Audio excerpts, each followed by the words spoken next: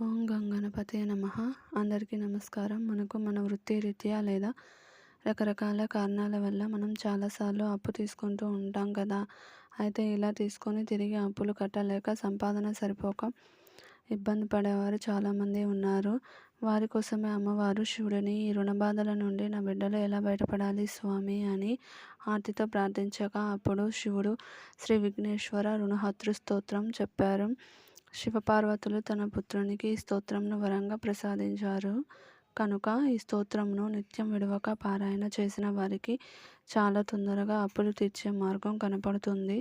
ఏదో ఒక రూపంలో ధన సహాయం అందుతుంది.